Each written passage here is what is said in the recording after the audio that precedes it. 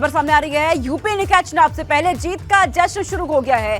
UP में प्रथम चरण में कुल 86 पद पर निर्विरोध निर्वाचन हुआ। एक नगर पालिका और एक नगर पंचायत के अध्यक्ष निर्विरोध निर्वाचित हुए हैं। आगरा मथुरा में 2-2 पार्षद निर्विरोध निर्वाचित हुए। गोरखपुर मुरादाबाद नगर निगम में भी 2-2 पार्षद निर्विरोध निर्वाचित हुए हैं। वहीं झांसी फिरोजाबाद सहारनपुर से 1-1 पार्षद निर्विरोध निर्वाचित हुए हैं। अलग अलग नगर पंचायतों में कुल 37 सदस्य निर्विरोध चुने गए हैं। वहीं आगरा में 13 तो महाराजगंज में 10, गोंडा में 3 सदस्य निर्विरोध निर्वाचित चुने गए। कुशीनगर में भी और प्रयागराज फतेहपुर मैनपुरी से 2-2 सदस्य निर्विरोध निर्वाचित चुन लिए गए हैं। गोंडा श्रावस्ती में भी 1-1 सदस्य निर्विरोध निर्वाचित यहां पर हो गए हैं। तो ऐसे में यूपी चुनाव के परिणाम सामने आने से पहले ही देखा जा रहा है यूपी में जश्न मनाने की तैयारी यहां पर हो गई है। जश्न मनाया जा रहा है। यूपी में दरअसल प्रथम चरण में कुल 86 पद पर निर्विरोध निर्वाचन चुन लिए गए हैं। ऐसे में जश्न अभी से मनाना यहां पर शुरू हो गया है। तस्वीरें भी सामने आ रही है और ये निर्विरोध जो प्रत्याशियों की तरफ से पहले ही से ही जश्न मनाने यहाँ पे शुरू हो चुके हैं। एक नगर पालिका और एक नगर पंचायत के अध्यक्ष निर्विरोध निर्वाचित यहाँ पर हुए हैं। आगरा मथुरा में 2-2 पार्षद निर्विरोध निर्वाचित कर दिए गए हैं। गोरखपुर मुरादाबाद नगर निगम में भी 2-2 पार्षद निर्विरोध निर्वाचित चुन लिए गए हैं यहाँ पर। और ऐसे में देखा जा रहा है कि जश्न अभी से यहाँ पर मनाया जाने लगा है। जश्न में यहाँ पर ये जुटे हुए हैं। तस्वीरें भी इसके सामने आ रही है। वक्त बड़ी खबर सामने आ रही है, उसका रुख करते हैं लखनऊ से। ये बड़ी खबर है, निकाय चुनाव से पहले सपा में भाजपा की सेंध मारी जा रही है। आज फिर सपा के कई नेता भाजपा में शामिल हो रहे हैं। तस्वीरें भी सामने आ रही है। सरोजनी नगर से जिला पंचायत सदस्य पलक रावत भाजपा में शामिल हो रहे हैं। वहीं सपा के हैदरगंज द्वितीय वार्ड से पार्षद ताराचंद रावत भी भाजपा में शामिल हो रहे हैं और यहाँ पर सभी को भाजपा की सदस्यता दिलाई जा रही है। इससे पहले राममूर्ति वर्मा की बहू अर्चना वर्मा ने भी बीजेपी की सदस्यता ले ली है और यहाँ पर आज भी सपा के कई नेता जो भाजपा में शामिल हो रहे हैं। निकाय चुनाव से पहले ये बड़ी सेंधमारी देखी जा रही है सपा में भाजपा की। पहला चरण 4 मई को वोटिंग होने जा रही है, लेकिन उससे पहले यहाँ पर देखा जा रहा है भाजपा की बड़ी सेंधमारी सपा में की गई है। आज एक बार फिर से सपा के कई नेता भाजपा में शामिल हो रहे हैं और उसी की तस्वीरें आपके टीवी स्क्रीन पर। उप मुख्यमंत्री यहाँ पर मौजूद है। सरोजनी नगर से जिला पंचायत सदस्य रही हैं पलक रावत भाजपा में शामिल हो गई हैं। सपा के हैदरगंज द्वितीय वार्ड से पार्षद रही हैं ताराचंद रावत भी भाजपा में शामिल हो गई हैं और सभी को यहाँ पर उप मुख्यमंत्री ब्रजेश पाठक सदस्यता दिला रखी है भाजपा की। इससे पहले राममूर्ति वर्मा की बहू भी अर्चना वर्मा ने बीजेपी की सदस्यता ग्रहण कर ली है, बीजेपी में शामिल हो गई। और आज भी सपा के कई बड़े नेता जो कि भाजपा में शामिल हो रहे हैं। समाजवादी पार्टी के लिए ये एक बड़ा झटका, क्योंकि इससे पहले भी कई नेता जो कि भाजपा में शामिल हो चुके हैं और आज भी कई सपा के नेता हैं जो कि भाजपा में शामिल हो रहे हैं। शैलेश अरोड़ा मेरे सहयोगी बने हुए हैं अधिक जानकारी के साथ। शैलेश, पहले भी सपा के कई नेता भाजपा में शामिल हुए और अभी भी तस्वीरें सामने आ रही है कि भाजपा में कई नेता पहुंच रहे हैं सपा के।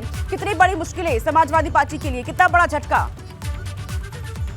तो उनका देखिए एक अपडेट हम देना चाहेंगे क्योंकि ज्वाइनिंग का कार्यक्रम शुरू हो चुका है। हमारे सामने इस समय डिप्टी सीएम ब्रजेश पाठक सबको ज्वाइनिंग करा रहे हैं भाजपा की और इनमें देखिए सपा से भी बड़ा झटका जो आज लगा है वो लगा है कांग्रेस को, क्योंकि आज कांग्रेस के जो लखनऊ महानगर में दक्षिण क्षेत्र के अध्यक्ष हैं दिलप्रीत सिंह, उन्होंने भाजपा का दामन थाम लिया है, कांग्रेस को छोड़ दिया है।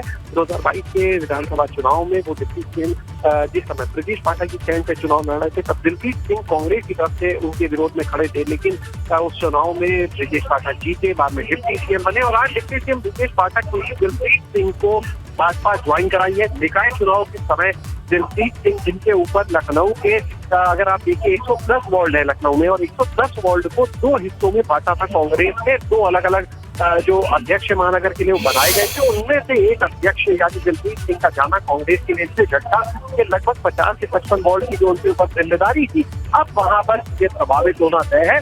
और दूसरी तरफ जो दिलप्रीत सिंह अभी तक कांग्रेस के लिए प्रचार कर रहे थे, जो दिलप्रीत सिंह अब तक कांग्रेस के लिए लोगों को लाने में जुटे थे, अब वो खुद भाजपा में शामिल हो गए हैं। इसके अलावा अगर समाजवादी पार्टी की देखिए बात की जाए तो कुछ ऐसे निवर्तमान और पूर्व पार्षद थे जिनको इस बार जो टिकट चाह रहे थे अलग अलग वार्ड से, लेकिन जब उन्हें टिकट नहीं मिला तो उसके बाद में आज उन्होंने भी भाजपा का दामन थाम लिया है। इसमें अगर बात की जाए पलक रावत है, तारा चंद्र रावत है, तो ये वो नाम है। इसके अलावा कुछ नाम और है लेकिन बड़ी संख्या में देखिए जो सबसे बड़ा झटका वो आज कांग्रेस के लिए है, क्योंकि कांग्रेस से दिलप्रीत सिंह ने लखनऊ में आज भाजपा ज्वाइन कर लिया। उनके साथ बड़ी संख्या में आप देख सकते हैं, हम जो सारी तस्वीरें भी दिखा रहे हैं कि बड़ी संख्या में जो सिख समाज के लोग हैं उनके साथ के इसके अलावा देखिए खेल जगत से जुड़े हुए कुछ लोग हमें यहाँ पर राजदीप सिंह को हम यहाँ पर देख पा रहे हैं जो जूडो कराटे और इससे जुड़े हुए हैं, तो उन्होंने भी देखिए अभी भाजपा का पक्का उनको बना है डिप्टी सीएम ब्रजेश पाठक ने। तो आज देखिए ये बड़ा झटका, और अब इस समय डिप्टी सीएम ब्रजेश पाठक देखिए कुछ बोल भी रहे हैं जिसको हम सुन पा रहे हैं यहाँ पर। देश के मीडिया के सभी मित्रों को एक सूचना दे रहा हूं।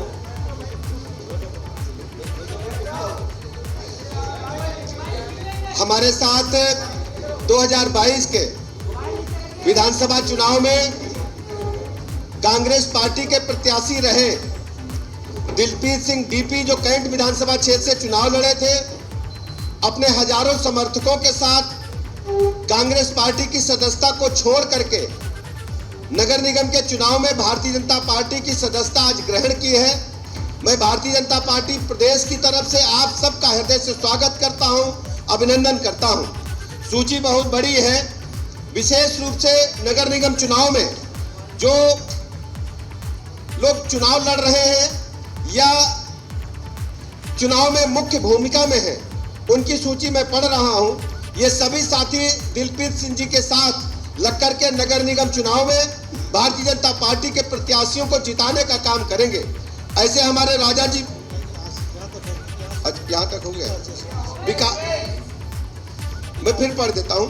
राजाजीपुरम श्री वतन सिन्हा, लेबर कॉलोनी दिनेश कुमार, शीतला देवी, विकास सक्सेना, लाल कुआं कौशल वर्मा, माननीय लालजी टंडन, आदरणीय रीमा वाल्मीकि, माननीय कल्याण सिंह, आदरणीय सोनू रावत, न्यू हैदरगंज द्वितीय, आदरणीय अमित गुप्ता, बालागंज प्रथम, आदरणीय रीना यादव, जानकीपुरम प्रथम श्रीमती पूजा श्रीवास्तव, आलमनगर श्रीमती अर्चना श्रीवास्तव, फजुल्लागंज प्रथम श्रीमती रिंकी मिश्रा, कन्हैया माधवपुर प्रथम श्री सुरेंद्र पाल, रानी लक्ष्मीबाई, आदरणीय अशोक कुमार सोनकर, भारतेंदु हरिश्चंद, प्रदीप गुप्ता, कदम रसूल, इस्लामुद्दीन, दौलतगंज श्री जावेद, गरीब पीर खां मोहम्मद आरिफ, इंदिरा नगर श्री धीरज गिहार, राजा बाजार श्री नूर अब्बास, शहादतगंज श्री विकास जायसवाल, भवानीगंज श्री मोहम्मद हासिम, अयोध्या दास प्रथम श्री विशाल राजपूत, फजुल्लागंज द्वितीय श्रीमती रेखा सिंह। इसके अलावा शहादतगंज श्री रोहित तिवारी, विक्रमादित्य महात्मा गांधी बाग, अमित भारती यादव, फजुल्लागंज द्वितीय श्रीमती रेखा सिंह, श्याम सुंदर निगम, अभिषेक श्रीवास्तव, संतोष कश्यप, आशीष शर्मा, श्री जगन मोहन रावत, श्री मदन श्रीवास्तव, श्री अतुल श्रीवास्तव, श्री आकाशदीप भटनागर, श्री मयंक सोनकर, श्री हरिओम गुप्ता, श्री संजय कपूर, श्री नरेंद्र कश्यप, श्री नफीस, श्री सुजीत श्रीवास्तव, श्री रोहित महाजन, श्री आनंद गुप्ता, श्री अशोक गौतम, श्री सिद्धार्थ श्रीवास्तव, श्री प्रतीक श्रीवास्तव, श्री संदीप श्रीवास्तव, श्री इस्लामुद्दीन, श्री इसरार, श्री अंकुर वर्मा, श्री अभिषेक यादव सहित ढेर सारे जो पदाधिकारी हैं, उन लोगों ने भी भारतीय जनता पार्टी की सदस्यता जो ली है।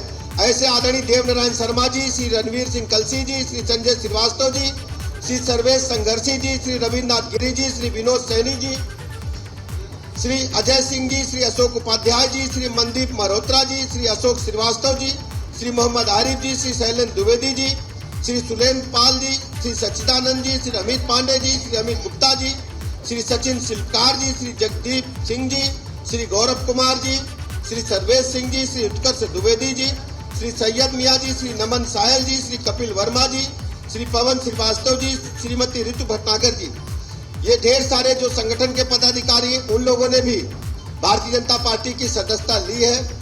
मैं बहुत बहुत आप सबको बधाइयां देता हूं, शुभकामनाएं देता हूं और भरोसा दिलाता हूं कि भारतीय जनता पार्टी सर्व समाज की पार्टी है। माननीय प्रधानमंत्री नरेंद्र मोदी जी के नेतृत्व में सबका साथ, सबका विकास, सबके विश्वास के तहत हम सब काम कर रहे हैं। हमें पूरा आपसे भरोसा है कि हम सब मिल करके अपने प्रदेश को एक उत्तम प्रदेश, स्वर्णिम प्रदेश बनाने के लिए माननीय मोदी जी की नीतियों के अनुसार, भारतीय जनता पार्टी की नीतियों के अनुसार काम करेंगे। और हम आपको भरोसा दिलाते हैं आपके सम्मान से कभी भी हम लोग कोई समझौता नहीं करेंगे। हर स्थिति में अपने सिख समाज के साथ हम लोग रहेंगे। और आपसे हम उम्मीद करते हैं जो सिख समाज के प्रमुख लोग आज यहाँ बैठे हैं कि सब लोग लखनऊ नगर निगम के चुनाव में एक एक वोट भारतीय जनता पार्टी के प्रत्याशियों को, मेयर पर बहन सुषमा जी को और 110 वार्डों में लग करके भारतीय जनता पार्टी के एक एक प्रत्याशी को विजयी बनाने का काम करेंगे। भारतीय जनता पार्टी एक परिवार की तरह पार्टी है और हम परिवार के सदस्य की तरह आपका स्वागत करते हैं। हम दिलप्रीत जी का, उनकी पूरी टीम का बहुत बहुत अभिनंदन करते हैं। इसके अलावा विशेष रूप से हमारे पुराने मित्र तारा रावत जी जो पार्षद हैं और पलक रावत जी जो जिला पंचायत की सदस्य हैं, अपने दोनों साथियों का बहुत बहुत स्वागत करता हूं। रावत परिवार को भरोसा दिलाता हूं कि जिस ढंग से वो सामाजिक कार्यकर्ता हैं, बढ़ चढ़ करके सामाजिक कार्यों में हिस्सा लेते हैं, पार्टी हमेशा उनके साथ रहेगी। और हम सबकी भी जिम्मेदारी है कि भारतीय जनता पार्टी की रीति और नीतियों को आगे बढ़ाते हुए आदरणीय मोदी जी के और भारतीय जनता पार्टी के जो नीतियां हैं उन पर हम सब काम करते हुए अपने प्रदेश को और मजबूती देने का काम करेंगे। मैं मीडिया के साथियों का बहुत बहुत अभिनंदन करता हूं। 2 दिन मैं कर्नाटक के दौरे पर था, इसलिए आज भीड़ अधिक थी, आने में मुझे देरी हुई, इसके लिए मैं क्षमा मांगता हूं और भरोसा दिलाता हूं कि हम सब भारतीय जनता पार्टी के कार्यकर्ता पूर्व की भांति तन मन से समर्पित होकर प्रदेश को एक स्वर्णिम प्रदेश, उत्तम प्रदेश बनाने के लिए काम करते रहेंगे। नगर निगम चुनाव में प्रचंड बहुमत से कमल खिल रहा है, इस बात की सूचना मैं अभी से आपको दे रहा हूं। बहुत बहुत धन्यवाद, आभार। उप मुख्यमंत्री ब्रजेश पाठक को आप सुन रहे थे यहाँ पर। उन्होंने एक एक करके वो सभी नाम यहाँ पर गिनाए हैं जो सपा कांग्रेस छोड़ करके बीजेपी में शामिल यहाँ पर हो चुके हैं। और ब्रजेश पाठक की तरफ से इन सभी को यहाँ पर बीजेपी की, भाजपा की सदस्यता दिलाई गई है। पलक रावत का नाम इसमें शामिल है जो कि सपा की पूर्व जिला पंचायत सदस्य रही है, लेकिन अब भाजपा में शामिल हो चुकी है। सरोजनी नगर से सपा की पूर्व जिला पंचायत सदस्य ये रही है। तारा चंद रावत पूर्व पार्षद, ये भी भाजपा में यहाँ पे शामिल हो चुकी है।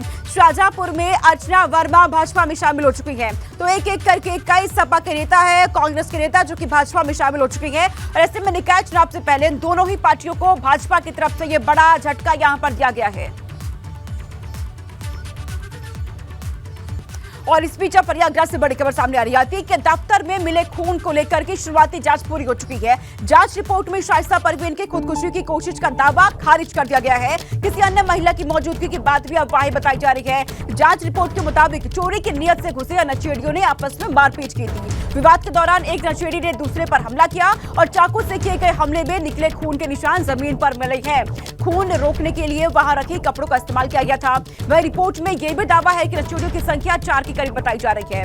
पुलिस के शक के आधार पर 3 लोगों को हिरासत में भी ले लिया गया। इन लोगों से पूछताछ कर दफ्तर में घुसे लोगों के बारे में जानकारी जुटाई जा रही है। पुलिस के रिपोर्ट में यह भी कहा गया है कि अतीक के दफ्तर में उसका कोई नौकर परिवार के साथ वहां रहता था। परिवार का कपड़ा भी वहीं अलमारी में रखा रहता था।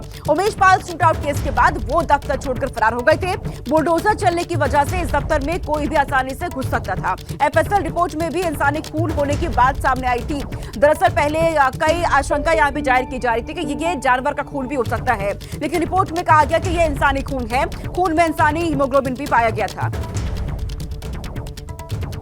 तो जांच रिपोर्ट ऐसे में अब सामने आ चुकी है। अब अतीक के दफ्तर में क्या मिला था आपको ये बता देते हैं, पूरी जानकारी आपको सिलसिलेवार से बताते हैं। 24 अप्रैल को अतीक के दफ्तर में खून के निशान मिले थे। अतीक के दफ्तर से खून के से सना एक चाकू भी मिला था और खून में सना दुपट्टा भी अतीक के दफ्तर से बरामद हुआ था। सीढ़ियों और फर्श पर खून के निशान वहां पर मिले थे। पुलिस ने मौके पर पहुंच करके चीजों की जांच के लिए वहां पे सभी को भेज दिया था। एफएसएल रिपोर्ट अब सामने आ चुकी है। ऐसे में इसमें बड़े खुलासे यहां पर हुए हैं।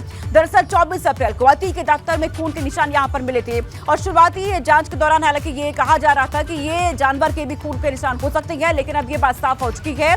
जांच रिपोर्ट में दावा किया गया कि ये इंसान का ही खून है और अतीक के दफ्तर से खून के सना एक चाकू भी मिला था। खून में सना दुपट्टा भी यहां से मिला था। अतीक के दफ्तर से सीढ़ियों और फर्श पर खून के निशान यहां पर मिले थे। पुलिस ने सभी को जांच के लिए भेजा और जांच रिपोर्ट में यहां पर बड़े खुलासे यहां पर हुए हैं। दरअसल पहले कहा जा रहा था कि ये खून के निशान शाइस्ता परवीन के हो सकती है। शाइस्ता परवीन ने वहां पर खुदकुशी की होगी, लेकिन ये सारी बातें अफवाहें बताई जा रही है और जानकारी ये मिल रही है कि वहां पर कई नशेड़ी पहुंचे हुए थे। नशे में धुत आपस में मारपीट की गई और उन्हीं के खून के निशान ये यहाँ पर बताए जा रहे हैं। और इस खबर पर मेरे सहयोगी मोहम्मद मोइन जुड़ चुके हैं, अधिक जानकारी इस पर देंगे। मोइन, क्योंकि अब जांच रिपोर्ट सामने आ चुकी है, इस जांच रिपोर्ट में क्या क्या खुलासे हुए हैं? 24 अप्रैल को क्या कुछ हुआ था उस दफ्तर में?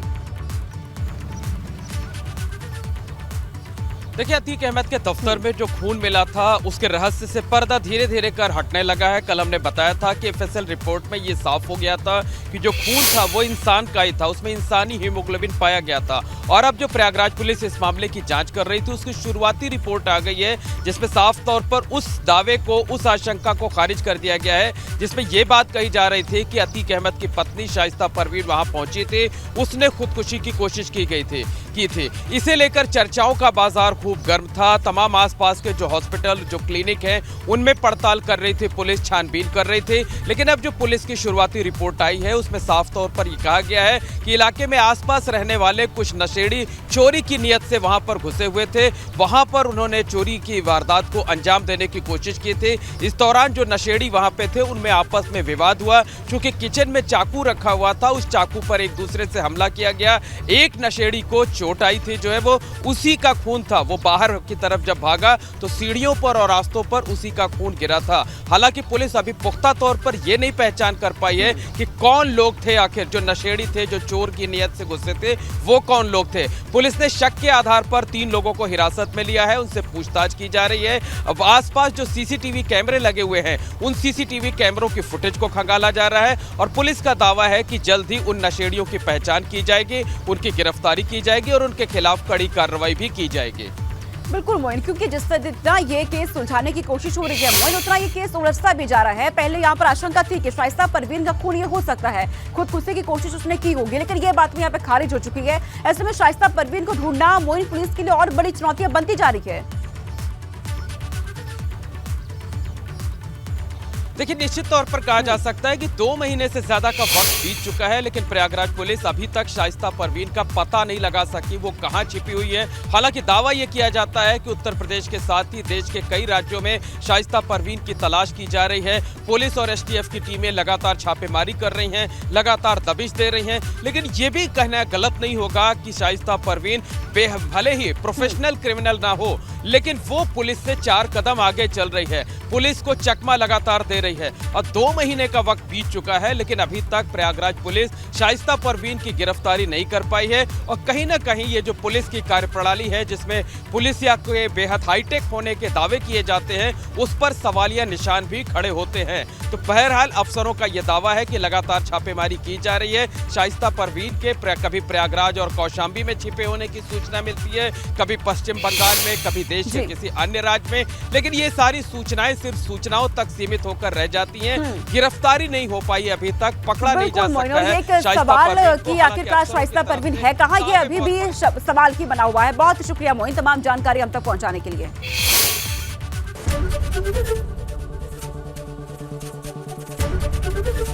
एबीपी गंगा, खबर आपकी, जुबान आपकी।